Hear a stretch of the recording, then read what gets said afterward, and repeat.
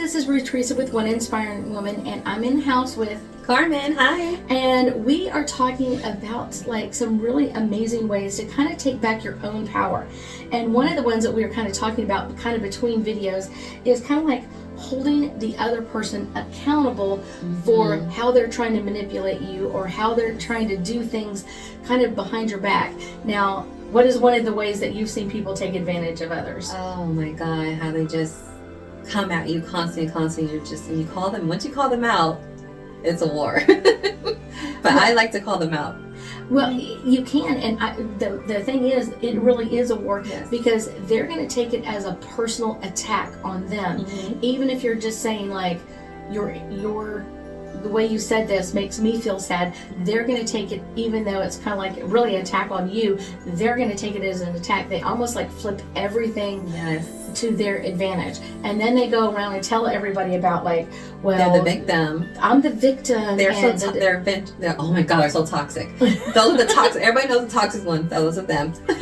and so to me, it's one of those. I think kind of one of the things I would love for everybody to understand is when someone comes and tells you a story like that, like, oh my gosh, Carmen did this or Ruth did this or whatever, like kind of those kind of things, like really think about it.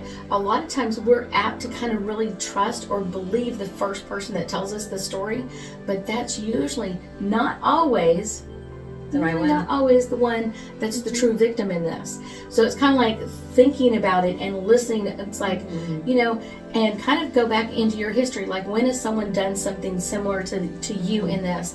And that is a great way to kind of go, wait, hold on a second. I may not believe their side 100%, but I don't believe your side 100%. And now you're making that person kind of go through it. And I think kind of the cool part about that is when someone keeps trying to sell you the same idea and you're kind of like, I don't know about that.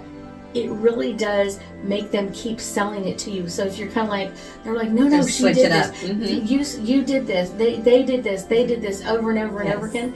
It gets to the point where you're kind of like, you know, I just really believe you less and less. Yeah. And it's really hard to hear it from, you know, you have the same kind of friends and your friend tells you by, you're like, oh my God, he said what? Or she said what?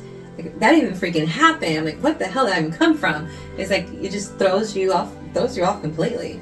Well, because that's kind of their manipulation about it is, if I tell enough people and I keep selling it, so it's like if I'm selling it to this person and they've had someone take advantage of them this way, I'm going to sell it in the same way because I already know they'll side with me or that sort of thing. They're kind of manipulating everybody in the group so they can be the true victim and the other person looks like they're guilty for thinking that way or not telling them yes or not doing this or whatever it is. So it's kind of like, think about the whole thing. I have an amazing client and her family has manipulated her into giving up her career, taking care of her brother's children, so much so that she doesn't even have her own life. She's not even allowed to date anybody. She's not allowed to leave the house. Like, it's like she's almost like the nanny for her brother who's the golden child. And she literally, and I'm like, we got to get you out of this.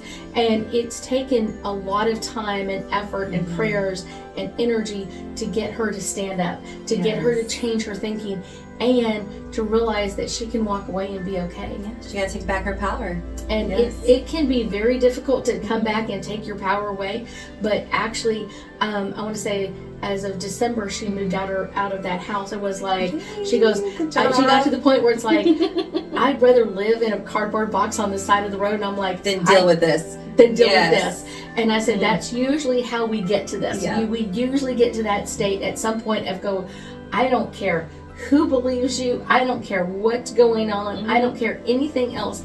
I'm freaking walking out. And she finally did that and literally started changing her life around and literally like has friends, got a job. It's one of those, and just is literally starting to flip her life around. But it took her so long. And everybody has a different journey in this. It doesn't mean that she took too long just going like, she's such a sweet person, she's such a kind person, and she was doing this first out of love, and then it started being the manipulation and the guilt and that breaking point comes and then you change it. And it's one of those, literally she has done this for so many years, and finally to walk away, that is so amazingly powerful. Like, That's oh my beautiful. gosh. Yes. Definitely. Well, I thank y'all so much for joining us today, and I know that you'll join us again soon.